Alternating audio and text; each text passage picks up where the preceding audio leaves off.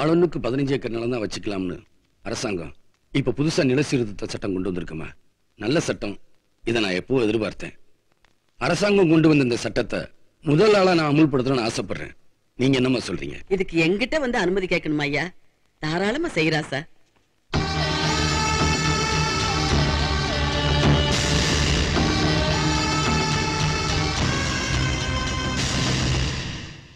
காயெல்லாம் சரியா எண்ணி போட்டுட்டீங்களா?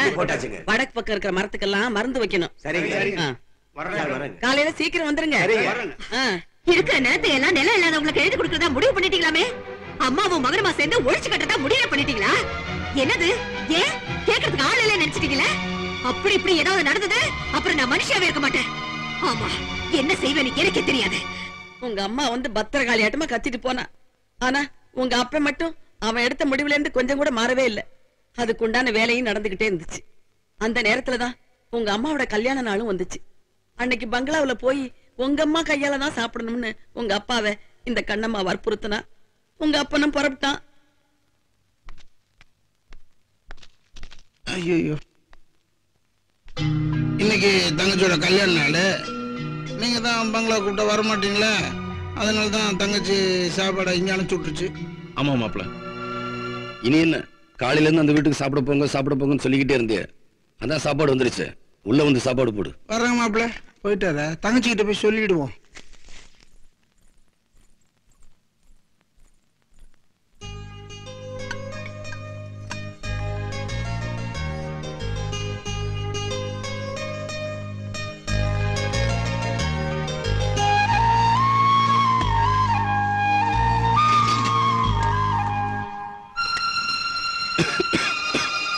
என்னப்பா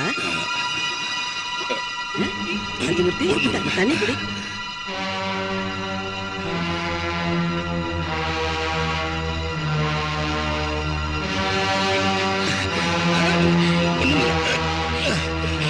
என்னப்பா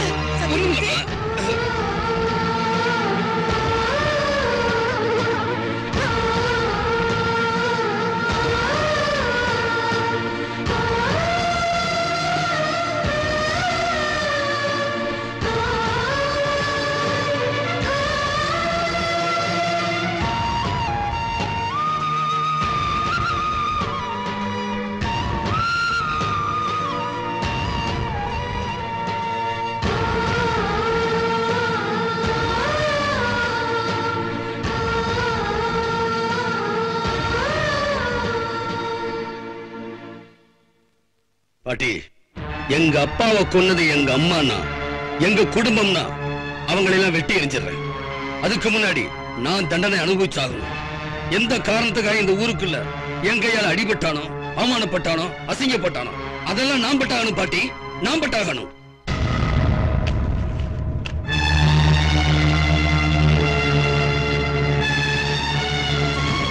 அடிக்க சொல்லுங்க பாட்டி, அவனை அடிக்க சொல்லுங்க பாட்டி. என் தம்பி என்ன அடிக்க சொல்லுங்க.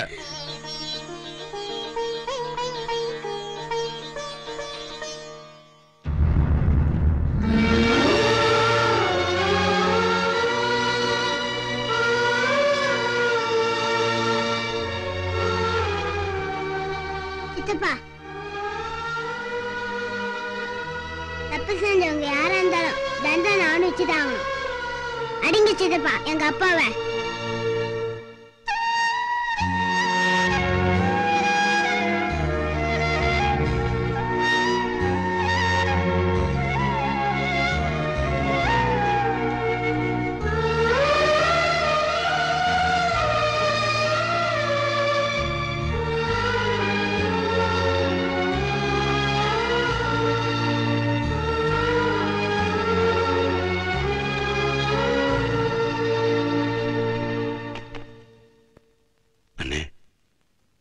என்ன தம்பின்னு ஏத்துக்கிட்டீங்களே, உலகத்தில் அது போதும்னு எனக்கு.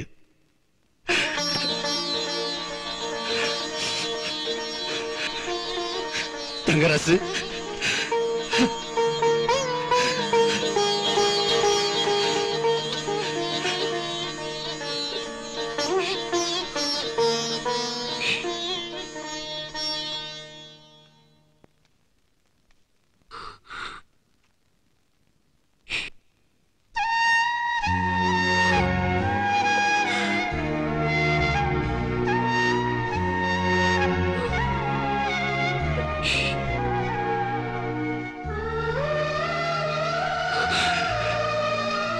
என்ன மன்னிச்சுங்கம்மா.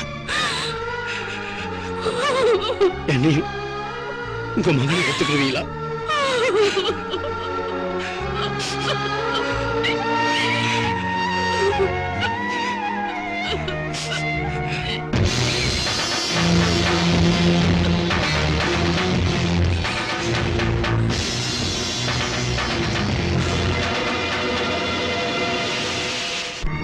பாவிகளா, உங்களை நம்பி போட்டு கொடுத்தேனடா சாப்பாடு. சொத்து காசப்பட்டு சோத்துல விஷத்தை வச்சு என் புருஷனை கொண்டுட்டீங்களேடா. அடச்சி, உங்க பேச்ச கேட்டு கேட்டுதானடா இன்னைக்கு நான் இந்த நிலைமையில வந்து உட்கார்ந்துருக்கேன். கூட பிறந்த தங்கச்சின்னு கூட பார்க்காம என் தாலி அறுத்துட்டீங்களே. ஐயோ, சக்திவேல் வந்தானா குடும்பத்தையே சுட்டு புசிக்கிடுவாரு.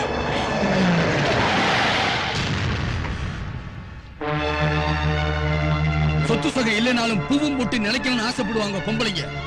கடைசி வரைக்கும் சுமங்கலியாவே இருந்து சாகணும்னு சாமி கிட்ட வேண்டிக்குவாங்க.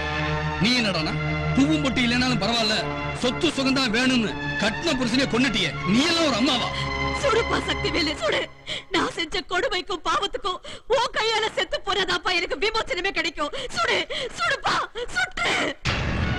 கூட பிறந்த பாவத்துக்காக இவங்களை கூடவே வச்சிருந்தேன். சொத்து போயிடும், சொத்து போயிடும் சொல்லி பயமுறுத்தினாங்க. அதனால நாளைக்கு நீ நடு தெருவுக்கு வந்துட கூடாதுன்னு இவங்க சொன்னதுக்கெல்லாம் நான் தலையாட்டினேன். ஆனா இந்த சொத்து காசப்பட்டு நான் போட்டு கொடுத்த சோத்திலேயே விஷத்தை வச்சு அந்த தெய்வத்தை கொலை செய்ய துணி வாங்குது. கடவுளை கூட நான் நினைச்சு பார்க்கலப்பா. சத்தியமா நான் நினைச்சு பார்க்கலையா.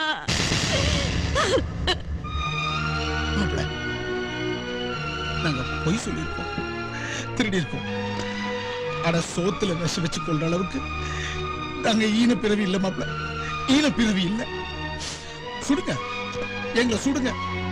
ஆனா உண்மையான கொலைகாரன் யாருன்னு தெரியாம நாங்க செத்து போயிடும். முதல்ல கொலைகாரனை கண்டுபிடிங்க மாப்பிள்ள. சோத்தை எடுத்துட்டு போய் கொடுத்ததுதான் எங்களுக்கு தெரியும். வேணாலும் அத்தையை கேளுங்க மாப்பிள்ள.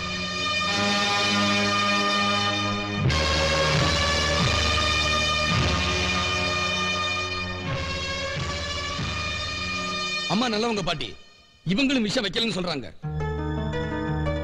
எனக்கு ஒண்ணுமே புரியல பாட்டி. இவங்க சாப்பாடு கொண்டு வந்ததுக்கு அப்புறம் வேற யாராவது அங்க வந்தாங்களா? யாரும் வரலப்பா. சாப்பாடு கொண்டாந்து வைக்கிறதுக்கு முன்னாடிதான் எருமப்பட்டி தம்பி துறையும் பக்கத்து ஒரு ஜமீன்கள் 10 பேரும் உங்க அப்பா கிட்ட வந்து ஏதோ காரசாரமா பேசிட்டு போனாங்க.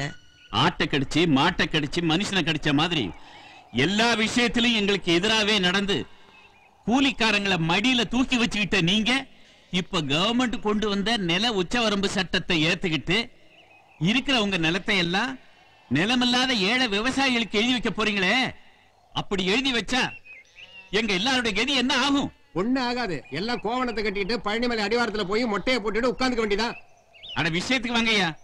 சத்தியமூர்த்தி தோல்ல கிடக்கிற துண்டை எடுத்து இடுப்புல கட்டிக்கிட்டு கால கிடக்கிற செருப்பை தூக்கி கையில வச்சுக்கிட்டு நடக்கிற குப்பனும் சுப்பனும் கூலிக்காரனும் இருக்கிற வரைக்கும் தான் நாமெல்லாம் மிட்டா மிராசி ஜமீன். நமக்கு மாலை மரியாதை எல்லாம். அதனால கூலிக்காரனை வைக்க வேண்டிய இடத்துல தான் வைக்கணும். அற்பனுக்கு வாழ்வு வந்தா அர்த்தராத்திரியில கொடையை மட்டும்தான் முடிப்பான். ஆனா அன்னாடுங்காட்சிக்கு வாழ்வு வந்தா கொடையை மட்டும் இல்லைங்கோ, நம்ம குடுமையும் சேர்ந்து பிடிப்பான். இல்ல சத்தியமூர்த்தி, நான் தெரியாம தான் கேக்குறேன். நமக்கெல்லாம் பரம்பரை பரம்பரையா குடும்ப சொத்து ஆயிரக்கணக்கான ஏக்கர் இருக்குது. சட்டப்படி நமக்கு அப்புறம் நம்ம வாரிசுகளுக்கு தான் அது சேரணும். அதை எழுதி கொடுக்கறதுக்கு நமக்கு என்ன அதிகாரம் இருக்கு, ரைட்ஸ் இருக்கு? கவர்மெண்ட் சட்டம் கொண்டு வந்திருக்குதுன்னா அதை எடுத்து கோர்ட்டுக்கு போவோம். இல்ல சட்டத்துல 1008 ஓட்டை இருக்கு, அதை செய்யறது விட்டு பேசி முடிச்சிட்டீங்களா? என்ன சொன்னீங்க? கூலிக்காரனை வச்சிருக்க வேண்டிய இடத்துல தான் வச்சிருக்கணுமா? அவன் என்ன குற்றவாளியா? நாம திங்கிற சோத்துல இருந்து போடுற துணிமணி வரைக்கும் நாம உபயோகப்படுத்துற அத்தனை பொருளுமே கூலிக்காரன் கைப்படாம உருவாகிறது இல்ல. அதுக்கெல்லாம் அவன் வேணும். ஆனா அவன் மட்டும் நமக்கு வேண்டாம். நல்ல பாலிசி. என்ன சொன்னீங்க? பரம்பரை சொத்தா?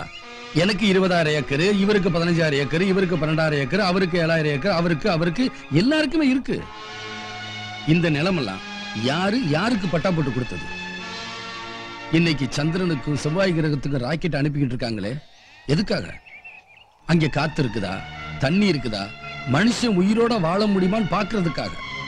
இப்படித்தான் நாம வாழ்ந்துகிட்டு இருக்கிற பூமியும் ஒரு காலத்துல இருந்தது. எல்லாமே எல்லாருக்குமே பொதுவா இருந்துச்சு. அன்னைக்கு ஜாதி இல்ல, மதம் இல்ல, மொழி இல்ல, நாடு இல்ல, எல்லை இல்ல, பாண்டுபத்திரம் இல்ல, ரிஜிஸ்டர் ஆபீஸும் இல்ல. மிருகமா இருந்த மனுஷன் படிப்படியா வளர்ந்தான். வலுவுள்ளவன் நிலத்தை வளைச்சு போட்டுக்கிட்டான். வலுவில்லாதவன் அவங்கிட்ட கை கட்டி நின்னா அடிமையா. அன்னைக்கு அடிமையா கைய கட்டினவன் தான் இன்னைக்கு தொழிலாளியாவும், பாட்டாளியாவும், விவசாயாவும், கூலிக்காரனாவும், டிரைவராகவும், கிளர்க்காவும் இன்னமும் நம்ம கிட்ட கைய கட்டி நின்னுகிட்டு இருக்கான். ஒரு காலத்துல எல்லாருக்கும் பொதுவா இருந்த நிலத்தை இன்னைக்கு அவங்களுக்கு பிரிச்சு எழுதி வைக்கிறதுக்கு எனக்கு ஒரு சந்தர்ப்பம் கிடைச்சிருக்கு. அதைத்தான் நான் இன்னைக்கு செய்யறேன். சத்தியமூர்த்தி, கதர் சட்டை போட்டுக்கிட்டு கம்யூனிசம் பேசுறீங்களா? நான் பேசுறது சயின்ஸ், தத்துவம், உண்மை. அதுக்கு நீங்க என்ன பேர் வச்சுக்கிட்டாலும் அதை பத்தி எனக்கு கவலை இல்லை. கண்டதும் கையெடுத்து கும்பிடுறவன்லாம் இனி கை நீட்டி பேச போறான். நமக்கு சரிசமமா நம்ம சிம்மாசனத்திலே உட்கார்ந்துக்கிட்டு நமக்கு எதிராக காலாட்ட போறான். எது உங்க சிம்மாசனம்? நீங்க சொல்ற உங்க சிம்மாசனத்துக்கு 4 காலம் இருக்கிறவனே தொழிலாளியும், பாட்டாளியும், விவசாயியும், கூலிக்காரனும் தான். அவன் மேலே ஏறி உட்கார்ந்துக்கிட்டு அவனையே அதிகாரம் பண்ணிக்கிட்டு இருக்கீங்களே, அப்படிப்பட்ட சிம்மாசனம் எனக்கு தேவையில்லை. இந்த நாட்டுல இருக்கிற கோடான கோடி சாதாரண ஏழை ஜனங்களோட மனசுதான் எனக்கு பெரிய சிம்மாசனம். அதுல எனக்கு எப்பவுமே ஒரு தனி இடம் உண்டு. முடிவா நீங்க என்னதான் சொல்றீங்க? என் உடம்புல உயிர் இருக்கிற வரைக்கும் என் முடிவை மாத்த யாராலும் முடியாது. போயிட்டு வாங்க.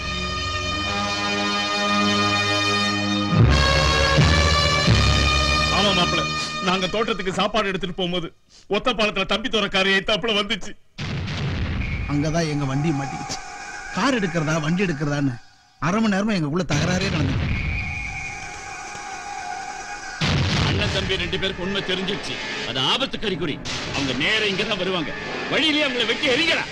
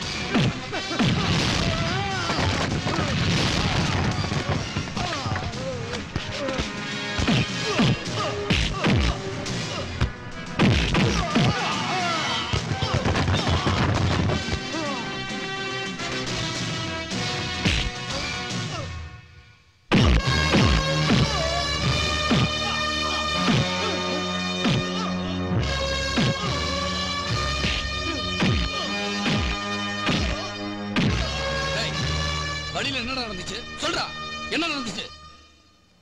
கவர்மெண்ட் போட்ட சட்டத்தை அமல்படுத்த வேண்டாம்னு எவ்வளவோ தடுத்து உங்க அப்பா கேட்கல. உங்க தோட்டத்தை விட்டு வெளியே வரும்போது கும்பிட போன தெய்வம் குறுக்க வந்த மாதிரி பெரிய வீட்டுல இருந்து உங்க அப்பாவுக்கு சாப்பாடு வந்தது. என் உயிர் உள்ள வரைக்கும் என் முடிவை மாற்ற முடியாதுன்னு தீர்மானமா உங்க அப்பா சொல்லிட்டதுனால இதுதான் சந்தர்ப்பம்னு என் மோதிரத்துல இருந்த வைரத்தை சாப்பாட்டுல கலந்து உங்க அப்பாவை கொன்னேன்.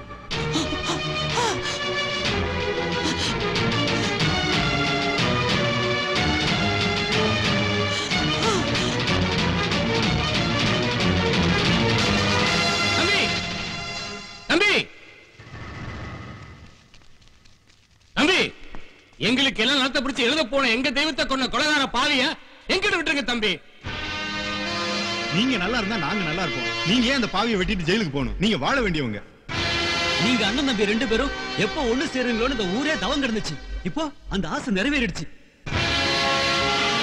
தம்பி அந்த அயோக்கியனை எங்க கிட்ட ஒப்படைங்க, இல்ல சட்டத்துக்கிட்ட ஒப்படைங்க.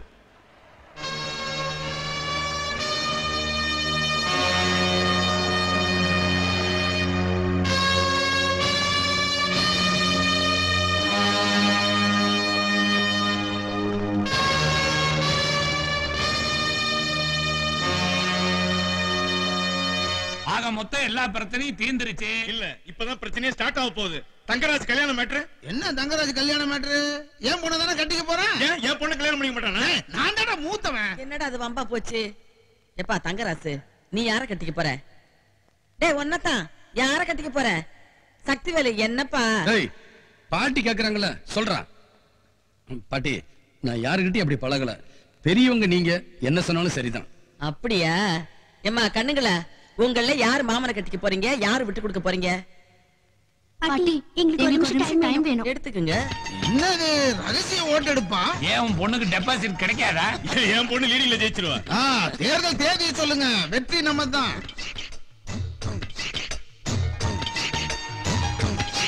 அப்படி என்ன தீட இங்க பாக்குற? அங்க பாடுற. என்னம்மா முடிவு பண்ணிட்டீங்களா? முடிவு பண்ணிட்டோம். நாங்க 2 பேருமே சேர்ந்து மாமனை கட்டிக்கிறோம். ஐயோ ஐயோ பாட்டி